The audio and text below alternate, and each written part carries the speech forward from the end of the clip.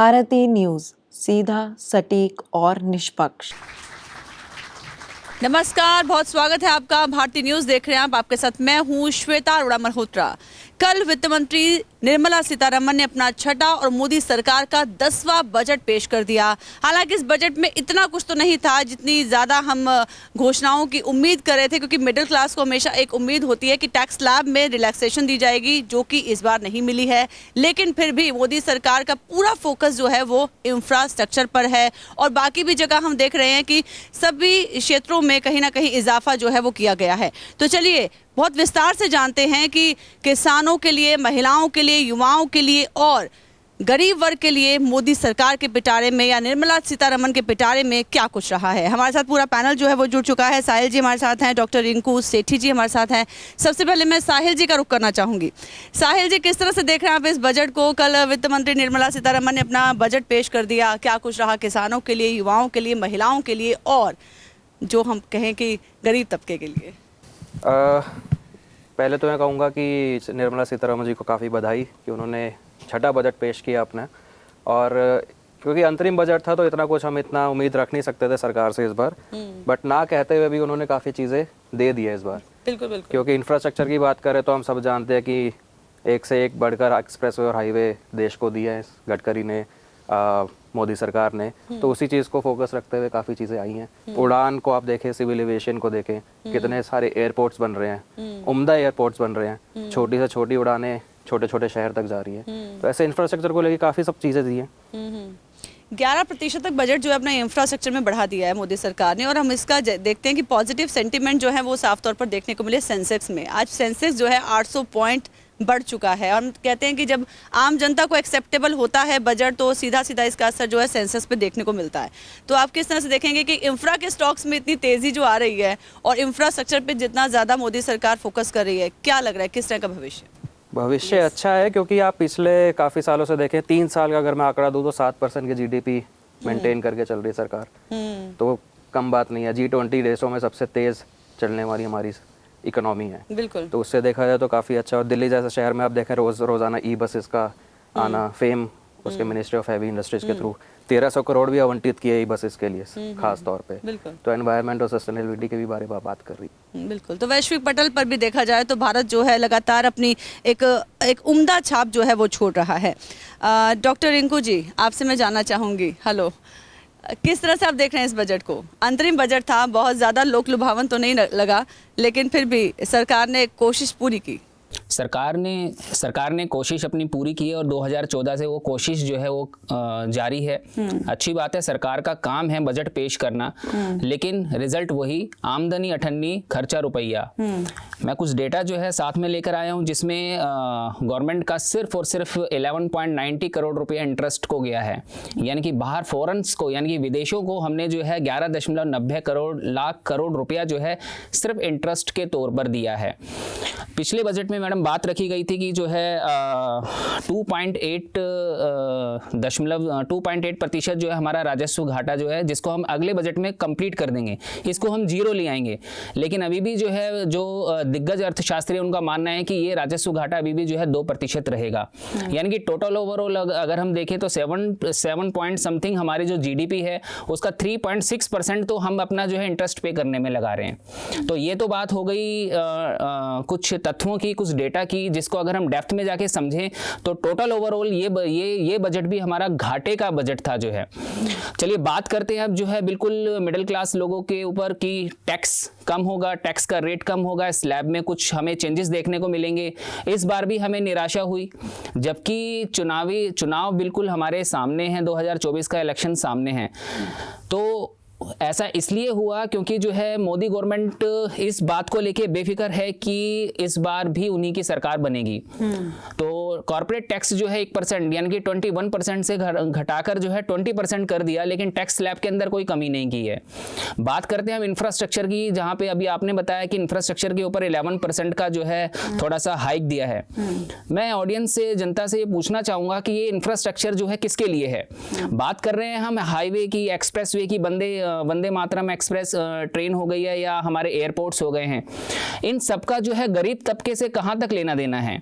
आज अगर आप नॉर्मल ट्रेन में भी ट्रैवल करेंगे तो आपको जो है 3 महीने पहले जो है एक वेटिंग का टिकट मिलेगा जो है। ये स्थिति जो है लालू यादव के टाइम पे थी और यही स्थिति जो है आज भी बनी हुई है। तो ग्राउंड लेवल के ऊपर आपको कितना बड़ा चेंज नजर आया है, अगर आप भी बाहर निकलते इंफ्रास्ट्रक्चर को देखते हैं तो कहां तक आप जज कर पाते हैं कि जो है हम कहां पे स्टैंड करते हैं। अपनी कंपैरिजन हम G20 नेशंस के साथ तो कर रहे हैं कि वर्ल्ड की बहुत बड़ी इकोनॉमिक बन गए हैं, लेकिन उसके बावजूद भी जो है पिछले 75 ईयर से जो है हमारा घाटे का बजट ही जो है पेश हो रहा है और आगे भी जो है ये ट्रेंड जो है जारी रहेगा जब तक हम जो है ग्राउंड लेवल के ऊपर जाके जो है काम नहीं करेंगे। हम सिर्फ अपनी PR शिप को जो है बढ़ाने के लिए, अपने अपने आप को जो है चुनावी रेवड़ियां बांटने के लिए जो है हम अपने बजट को जो है जनता के सामने पेश करते हैं। बिल्कुल, तो बजट के लूप होल्स को बता रहे थे डॉक्टर रिंकू जी। आपके पास मैं दोबारा से आऊँगी डॉक्टर रिंकू जी। अभी मैं ऑडियंस के पास जाना चाहूँगी और मैं देखती हूँ कि ऑडियंस जो है इस बजट को किस तरह से देख रही है। हम देखें तो बजट को इंफ्रा को लेके भी और एजुकेशन को लेकर भी, एजुकेशन सेक्टर में भी जो है परसेंटेज बढ़ाया गया है, इसको लेके क्या कुछ कहेंगे? मैम, जो लोकसभा में 1 फरवरी को वित्त मंत्री निर्मला सीतारमण ने बजट पेश किया है, उसमें मध्यम वर्ग के करदाताओं को कोई छूट नहीं मिली है। इनकम टैक्स स्लैब में भी अभी कोई बदलाव नहीं हुआ है और जैसा कि विकास और कल्याण उपाय पर ध्यान केंद्रित किया गया है इसमें।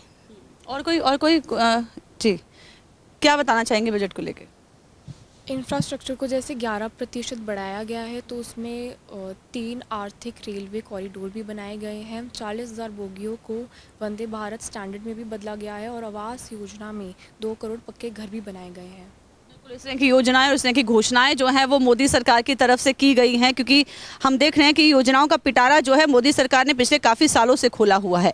इंफ्रा को लेकर जो लगातार बात हो रही है, जिस तरह से आपने बताया कि सड़क, हाईवेज और रेल यातायात पर जिस तरह से पैसा खर्च किया जा रहा है और आप सीधे तौर पर आपने कटाक्ष जो है वो सरकार पर किया है कि इससे आम जनता को कोई फ़ायदा नहीं हो रहा। जो गरीब तबके के इंसान है, जो व्यक्ति है, जो जितनी कमाई वो कर रहे हैं, जैसे कहते हैं ना कि एक दिन की कमाई की और एक दिन ही खाया, उसके लिए उनके लिए आपको क्या लग रहा है कि क्या कुछ बजट में होना चाहिए था? देखिए, बजट के अंदर सबसे पहली चीज़ तो टैक्स स्लैब होता है और पिछले काफ़ी सालों से जो है मिडिल क्लास तबके को लेकर जो है जो सबसे ज़्यादा टैक्स पेयर की श्रेणी में आते हैं उनके लिए कभी कोई बड़ा बदलाव जो है बजट के अंदर हमें देखने को नहीं मिलता।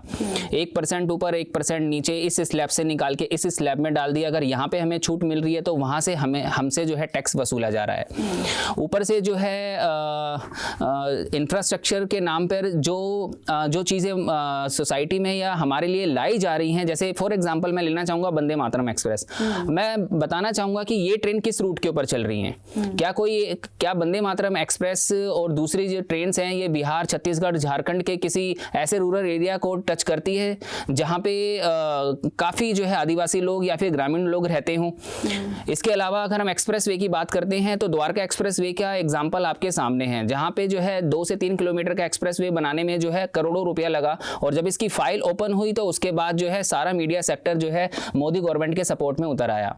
तो ग्राउंड लेवल के ऊपर जो है आम आदमी अभी भी जो है वही बात मैं बोलना चाहूँगा, उसकी आमदनी, आम आदमी की आमदनी अठन्नी, खर्चा रुपया है, तो सरकार की आमदनी भी अठन्नी है और खर्चा रुपया ही है। आने वाले बजट के अंदर भी ये घाटा जो राजस्व घाटा था पिछले साल 2.8%, इस साल 2% रहने की उम्मीद है। हो सकता है कि पिछले साल भी जो है कहीं इसी के आसपास ये घाटा बना रहे। साहिल जी कुछ कहना चाह रहे हैं? जी सर, आप अगर दिल्ली से जयपुर जाएंगे तो उसमें अगर टाइम कम बच रहा है, पेट्रोल कम लग रहा है, तो पैसा भी तो आम जनता का ही बच रहा है। नहीं जी साहिल जी, मैं इस बात को कॉन्ट्राडिक्ट करना चाहूँगा। कल ही मैं दिल्ली जयपुर हाईवे के ऊपर था। पिछले 6 महीने पहले भी मैं दिल्ली जयपुर हाईवे के ऊपर था। आज से 10 साल पहले मैं दिल्ली जयपुर हाईवे के ऊपर रन कर रहा था हरियाणा रोडवेज में बैठ के। मुझे वो बस 5 घंटे में पहुंचाती थी, लेकिन पिछले 3 महीने में मैंने जब सफ़र किया है मुझे जो है वो सफ़र 7 घंटे लग रहे हैं मुझे जयपुर को कवर करने में। दिल्ली मुंबई एक्सप्रेस वे से जाइए सर। अब आप दिल्ली जयपुर से निकल जाए हैं, आपने मुंबई की बात की है, तो मैं नेक्स्ट अगला सफ़र जो है मैं मुंबई का करूँगा। लेकिन ये वो रोड्स हैं, ये वो हाईवे हैं जो सिटी को टच कर रहे हैं। ये वो रोड है, ये वो हाईवे है जहां पर जो है अडानी और अंबानी ग्रुप्स के ट्रक्स चलते हैं। मैं बात करना चाहूंगा कि गाँव के अंदर जो है क्या स्थिति है। आपने बात की थी 2014 के अंदर की पूरे हिंदुस्तान के अंदर जो है सुलभ शौचालय बना देंगे। 2024 में आपने रखा है कि 2024 में अब हम जो है सुलभ शौचालय जो है बना देंगे पूरे हिंदुस्तान के अंदर, कहीं पे भी खुले में शौच नहीं होगा। 2014 से लेके 24 तक 10 साल लग गए, अभी तक वो स्थिति नहीं आई है। आपने बोला पुरानी सरकारों की सोच भी तो नहीं ऐसी, किसने ठीक है सोचा? चलिए साहिल जी का रुख कर लेते हैं। हाँ साहिल जी, क्या कहना चाह रहे हैं आप? और जिस तरह से हम कह रहे हैं कि अंतरिम बजट है, और लेकिन इसको लेके भी था कि सरकार जो है अब लोकसभा चुनाव 2-3 महीने बाद ही होने वाले हैं, तो सबकी निगाहें जो हैं इस बजट के ऊपर थी, और अगर आम जनता को लुभाना था तो ये बजट सबसे अच्छा एक कहा जा सकता है कि एक टूल था सरकार के पास। लेकिन जो मिडिल क्लास को टैक्स लाभ में नहीं दी गई किसी भी तरह की रियायत, क्या लगता है आपको मिडिल क्लास को खुश नहीं कर पाई सरकार? इतना बड़ा ट्रांसफॉर्मेशन अभी कुछ साल पहले ही तो किया था, 5.5 लाख तक की आपको छूट दी गई थी। अभी आप सरकार आने दीजिए, फिर देखिएगा।